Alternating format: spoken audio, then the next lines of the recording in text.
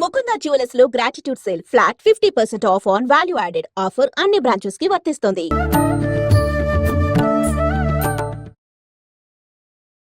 నమస్కారం, welcome to I dream. ధర్మ మార్గం విత్ విజిత కార్యక్రమానికి స్వాగతం. అంటే మనకు అతి త్వరలోనే ఉగాది రాబోతుంది. మనందరము కూడా నమ్ముతుంటాము, తెలుగు వారందరము కూడా మనకు ఉగాది మరుసటి రోజు నుంచే మనకు కొత్త సంవత్సరం, నూతన సంవత్సరం అనేది ప్రారంభం అవుతుంది అని చెప్పి. అయితే గత సంవత్సరము క్రోధినామ సంవత్సరము అని చెప్పి మనం విన్నాము, మాట్లాడుకున్నాము. దానికి సంబంధించిన ఇబ్బందులు ఎలా ఉండబోతున్నాయి అనే విషయాలు ఆ పేరులోనే ఉంది అని చెప్పి మనం చాలా భయపడ్డాము. అలాంటివన్నీ కూడా చవి చూడడం అనేది జరిగింది. అయితే ఇప్పుడు రాబోతున్న ఉగాదికి మనకు రాబోతున్న తెలుగు నూతన సంవత్సరము శ్రీ విశ్వవసునామ సంవత్సరము. మరి ఈ సంవత్సరం ఎలా ఉండబోతోంది? మనం క్రోధి అని విన్నప్పుడు క్రోధి అనగానే కోపము అని చెప్పి పేరులో కొంతవరకు మనం అర్థం చేసుకోగలిగాము. అది వాస్తవమా అని అవాస్తవమా అని. కానీ విశ్వవసునామ సంవత్సరం అంటే మనకు అంతు చిక్కని విధంగా అయితే ఉంది. అసలు ఏంటి విశ్వవసునామ సంవత్సరం ఎలా ఉండబోతోంది? మనకు గత సంవత్సరంతో పోలిస్తే ఈ సంవత్సరం ఎటువంటి ఇబ్బందులు ఉండబోతున్నాయి, ఎటువంటి మంచి ఫలితాలు ఉండబోతున్నాయి? మామూలుగా ఉగాది అనగానే పంచాంగ శ్రవణం, నిజంగా ఉగాది అనగానే షడ్రుచుల కలయిక, నవనాయకుల ఫలితాలు, ఇలాంటివన్నీ కూడా మన మైండ్లో కదలాడుతూనే ఉంటాయి, మెదలాడుతూనే ఉంటాయి. వీటన్నిటి గురించి క్లుప్తంగా తెలుసుకునేదాకా మనందరికీ కూడా అసలు నిద్రే పట్టదని చెప్పాలి. అయితే వీటన్నిటి గురించి తెలియజేయాలి అనంటే వాటన్నిటిపైన మంచి అవగాహన ఉన్న వ్యక్తి అయితే బాగుంటుంది అనిపించింది. అందుకే ఇప్పుడు నేను ఒక మంచి వ్యక్తిని మీ ముందుకు తీసుకురాబోతున్నాను ఈ విషయాల గురించి చర్చించడానికి. ప్రస్తుతం నాతో పాటు ఉన్నారు ప్రముఖ ఆధ్యాత్మికవేత్త, పంచాంగకర్త. ఆయన పంచాంగ శ్రవణము అనంటే మీ అందరికీ ఎంతో సుపరిచితం. ఆయన మీ అందరికీ ఎంతో సుపరిచితం. ఆయన గురించి నేను పెద్దగా చెప్పాల్సిన అవసరం లేదు. ఆయనే బ్రహ్మశ్రీ చిలకమర్తి ప్రభాకర చక్రవర్తి శర్మ గారు. ఇప్పుడు వారితో మాట్లాడి మరిన్ని విషయాలు తెలుసుకునే ప్రయత్నం చేద్దాం నూతన సంవత్సరానికి సంబంధించి. నమస్కారం అండి. నమస్కారం అండి. ఎలా ఉన్నారు? బాగున్నాను. ముందుగా మీకు శ్రీ విశ్వవసునామ సంవత్సర ఉగాది శుభాకాంక్షలు. మీకు అలాగే ఐ డ్రీమ్ ఛానల్ ప్రేక్షకులందరికీ కూడా శ్రీ విశ్వవసునామ సంవత్సర ఉగాది శుభాకాంక్షలు. ధన్యవాదాలండి. నా తరఫున, మా ప్రేక్షకులందరి తరఫున కూడా.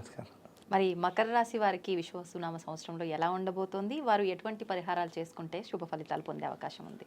మకర రాశి వారు శ్రీ విశ్వవసునామ సంవత్సరంలో చిలకమర్తి పంచాంగరీత్యా ఈ రకమైనటువంటి గ్రహస్థితి ఉంది.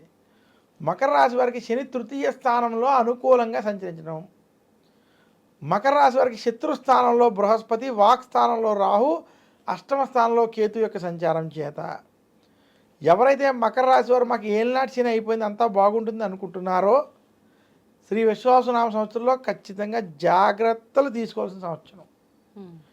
ఏలినాటి శని ప్రభావం అయిపోయినప్పటికీ వాక్ స్థానం రాహు, శత్రుస్థానం బృహస్పతి ప్రభావం మకర రాశి మీద అధికంగా ఉంది. శత్రు వర్గాలతో ఇబ్బందులు, నరఘోష, ఏడుపులు మీకు అధికంగా ఉంటాయి. మకర రాశి వారు ఎదుటి వారితో మాట్లాడేటప్పుడు ఆచితూచి వ్యవహరించాలి. ఎదుటివారికి మీరు ఏదో పొగరుగా ఉండేటువంటి అనుమానాలు ఈ సంవత్సరం కలుగుతాయి. దానివల్ల మీకు శత్రుత్వాలు పెరిగేటువంటి స్థితి కనబడుతుంది. మకర రాశి గారు కనుక ఈ సంవత్సరం వాక్ స్థానం రాహు ప్రభావం చేత ఆవేశపూరిత నిర్ణయాలు, ఆవేశంతో కనుక మాట్లాడడం వంటివి చేస్తే ఇబ్బందులు తప్పవని మాత్రం సూచిస్తున్నాను. మకర రాశి ఉద్యోగస్తులకు ఉద్యోగ మార్పులు, ఉద్యోగంలో ఇబ్బందులు, రాజకీయ ఒత్తిళ్ళు అధికంగా ఉన్నాయి. మకర రాశి రాజకీయ నాయకులకు ఈ సంవత్సరం అంత అనుకూలంగా లేదు. మాట్లాడేటప్పుడు జాగ్రత్తగా వ్యవహరించాలి. మకర రాశి రైతాంగం, సినీ రంగం, మీడియా రంగం వంటి రంగాల్లో ఉన్నటువంటి వారికి మధ్యస్థ సమయం. మకర రాశి వ్యాపారస్తులకి ఈ సంవత్సరం కొంత అనుకూలంగా ఉంది. వ్యాపారపరంగా ముందుకెళ్తారు. శత్రువులతోటి, గొడవలతోటి మాత్రం మకర రాశి వారి సంవత్సరం ఖచ్చితంగా జాగ్రత్తలు వహించాలి. మకర రాశి విద్యార్థులకి ఈ సంవత్సరం కలిసి వస్తుంది.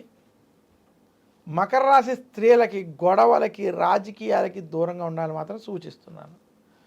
మకర రాశి వారు మరింత శుభ ఫలితాలు ఈ సంవత్సరం పొందాలి అనుకుంటే దుర్గాదేవిని, సుబ్రహ్మణ్యుడిని పూజించడం.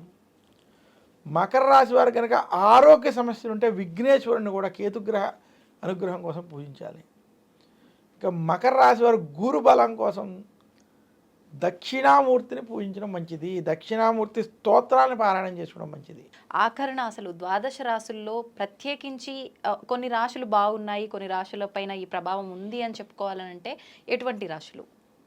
మనకి శ్రీ విశ్వావసునామ సంవత్సరంలో ఈ 12 రాశుల్లో అద్భుతంగా ఉన్నటువంటి ఏమైనా రాశులు అంటే ఈ సంవత్సరం వృషభ రాశి, తులారాశి, కన్యా రాశి, ఈ 3 రాశులకి ఈ సంవత్సరం అద్భుతంగా ఉంది, కలిసి వస్తుంది.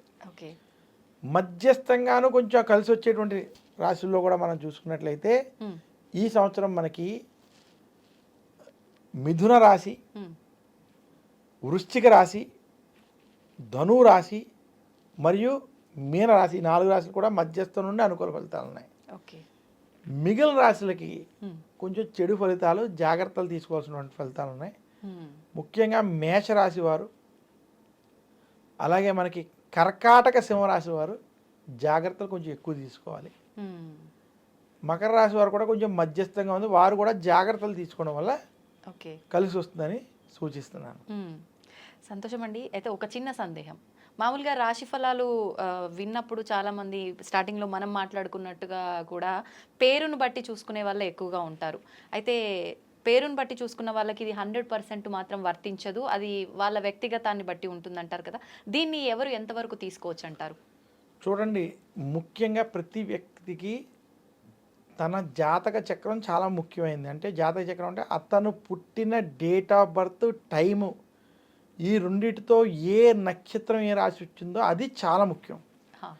కొన్ని సందర్భాలు ఎవరి దగ్గరైనా నేను పుట్టిన సమయం లేకపోతే కనీసం డేట్ ఆఫ్ బర్త్తో ఆ రాశిని తీసేటువంటి ప్రయత్నం 100కు ఒక 80% అన్న విషయాల్లో చెయ్యొచ్చు. ఒక 20% అది కూడా చేయలేం, పాదాల భేదాలు రావచ్చు ఏదైనా.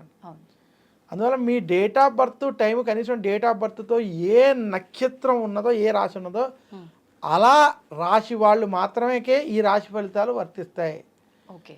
ఆ డేట్ ఆఫ్ బర్త్ టైం ప్రకారం మీరు పేరు పెట్టుకుంటే, మీ పెద్దల పేరు పెట్టగలిగితే ఆ పేరు ప్రకారం ఉన్నటువంటిది అప్పుడు వర్తిస్తుంది. కానీ అలా ఈ రోజుల్లో 100కి 90% మందికి లేదు.